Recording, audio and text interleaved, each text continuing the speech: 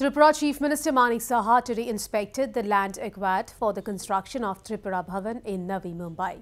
Dr. Saha, who arrived in Mumbai yesterday to attend the oath-taking ceremony of the newly elected Maharashtra Chief Minister, inspected the land and reviewed the progress of the work of Tripura Bhavan. Dr. Saha stated that his government has been planning to establish a Tripura Bhavan in Mumbai for a long time, considering the needs of people, including cancer patients who travel to the city for treatment at the Tata Memorial Centre. Dr. Saha informed that ₹100 crore has been sanctioned for the project.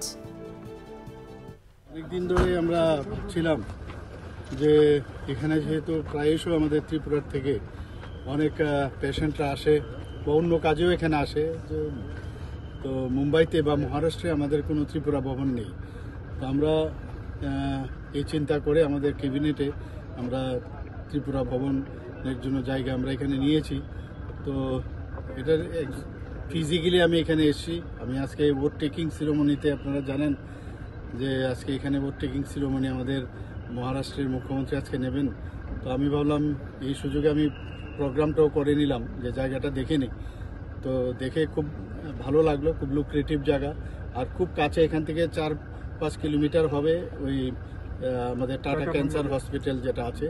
যে সব দিক দিয়ে দুটো রাস্তা আছে, এদিকে সামনেও আছে পেছনেও আছে, দুদিকে রাস্তা হচ্ছে। এবং এখানে সিকিম থেকে আরম্ভ করে অন্যান্য কয়েকটা স্টেট ওনারাও নিয়েছেন।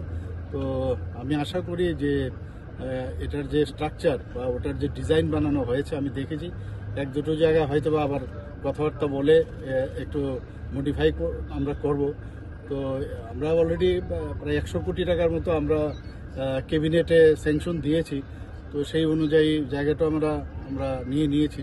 আজকে দেখলাম, আমার কাছে খুব ভালো লাগলো। এবং আগামী দিনে ত্রিপুরার যারা পেশেন্ট থেকে আরম্ভ করে অন্যান্য যারা মানুষ ত্রিপুরাতে এই বোম্বেতে আসবে, থাকার জন্য একটা বিরাট সুবিধা হবে।